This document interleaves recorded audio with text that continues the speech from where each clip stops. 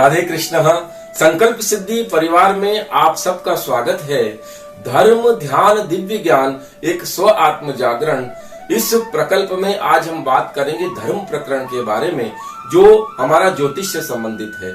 21 जून 2020 को सूर्य ग्रहण आने वाला है और सूर्य ग्रहण के समय जो साधनाएं की जाती है, जो प्रयोग किए जाते हैं, वो हमको 100 गुना फल देते हैं और हमें जल्दी हमारे जीवन में दुखों से हम पार जा करके और हम सुखमय जीवन को हम महसूस करने लगते हैं। और यह हमारी नई ऋषि मुनियों के द्वारा बताई गई कई विद्याएं हैं जिससे हम सूर्य ग्रहण की साधनाओं में उन साधनाओं को करके हमारे जीवन को सुखी कर सकते हैं। यह सूर्य ग्रहण सुबह में 10:01 से लेकर के 1:28 तक रहने वाला है दोपहर में।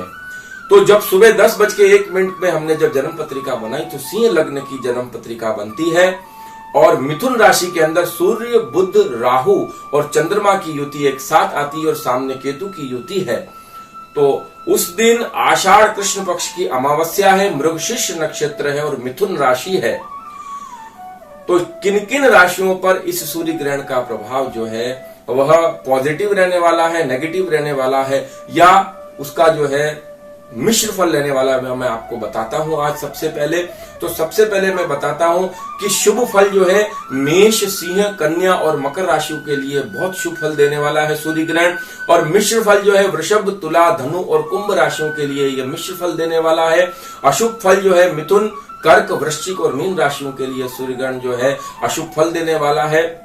उसके अलावा सुबह में जब हम सूर्य ग्रहण जब लगता है उसके 12 घंटे पहले इसका वो सूतक प्रारंभ हो जाता है और 4 घंटे बाद यानी 16 घंटे के बाद इसका सूतक वो समाप्त होता है।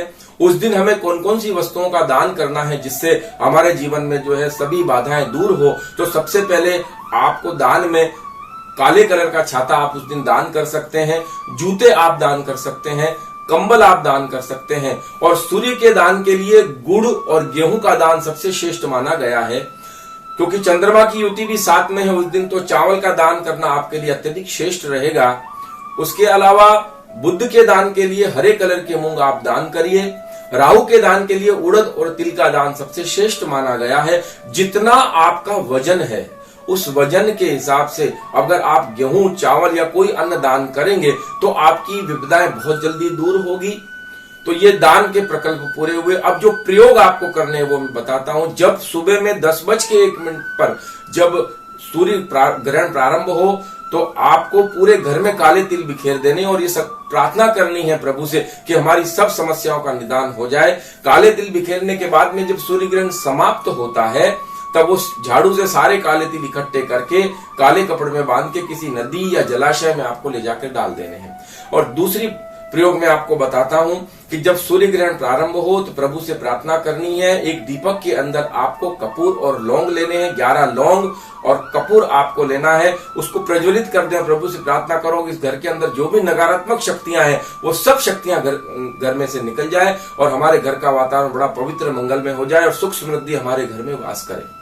तीसरा प्रयोग आपको करना है कि घर सूखा हुआ नारियल लेके आना है। घर के जितने सदस्य हैं आप अपने सबके सिर के ऊपर सबसे पहले जो मुखिया है वो सबके सिर के ऊपर 7-7 बार घुमा दे, फिर अपने 7 बार घुमा करके क्लॉकवाइज और घर के बाहर रख दे सूर्य ग्रहण प्रारंभ हो उस समय। और जब सूर्य ग्रहण समाप्त होता है तब उसको ले जा करके किसी नदी या जलाशय में आप ये नारियल को आप प्रवाहित करके आ जाएं। काले कलर की मटकी मिट्टी की बनी हुई ईशान कोण में आप रख दीजिए, जल से भरी हुई। जब ग्रहण प्रारंभ होता है उस समय और जब ग्रहण समाप्त हो तो किसी गरीब को या जरूरतमंद को ले जाकर के वो मटकी आप प्रदान कर दीजिए। तो आपके घर में धन की और समृद्धि आपके घर में बढ़ेगी इस प्रयोग को करने के बाद में।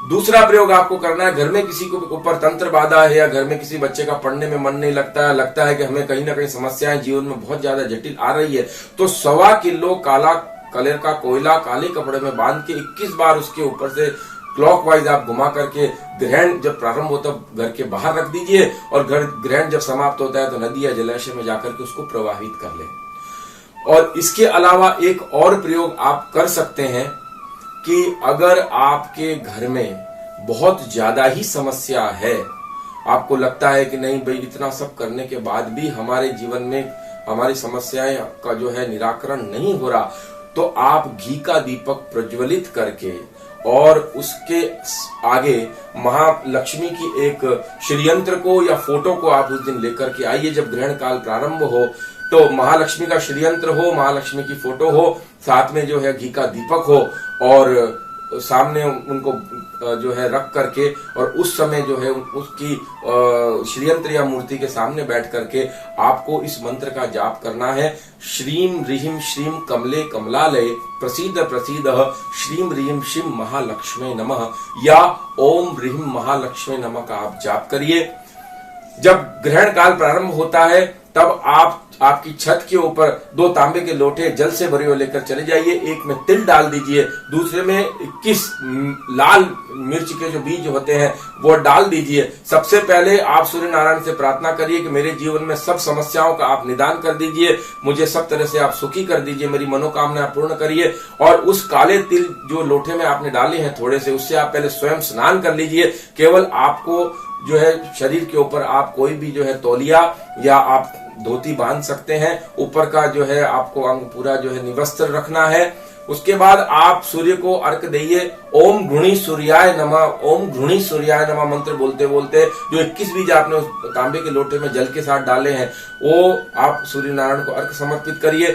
आसन लेकर के वहीं आप बैठ जाइए और सूर्य नारायण से आप प्रार्थना करिए कि सूर्य नारायण आप मेरे सब विघ्नों को दूर करें, सब मेरी मनोकामनाएं पूर्ण करें।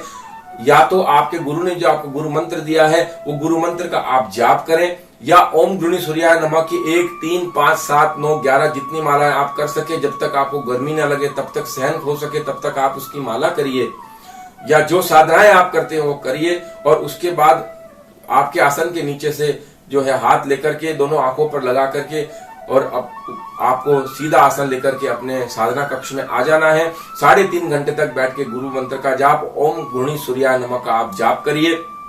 इसके अलावा अगर कोई भी मंत्र जो आपको बहुत अच्छा आपने सिद्ध किया हुआ, या आपको उस दिन किसी कवच की सिद्धि करनी है, किसी स्तोत्र की सिद्धि करनी, क्योंकि सूर्य ग्रहण के काल में, चंद्र ग्रहण के काल में हम कवच की अगर सिद्धि करते हैं तो वो हमें 100 गुना उस मंत्र का फल मिलता है और वो मंत्र हमारे लिए जागृत हो जाता है। 1 पाठ 100 पाठ का फल हमारे को उस दिन देता है, क्योंकि मिथुन राशि में यह सूर्य ग्रहण है उस दिन और 4 ग्रहों की युति है। इसीलिए हमें उस दिन जब हम कोई भी साधना करेंगे, क्योंकि सूर्य जो है ग्रहों के राजा माने जाते हैं, उनको ग्रसने के लिए राहु आता है, तो उस समय पृथ्वी की सब शक्तियां जो है सूर्य के आगे नतमस्तक होती हैं और उन्हें बचाने के लिए कहीं ना कहीं सभी शक्तियां किसी न किसी रूप में साधनाएं करती हैं।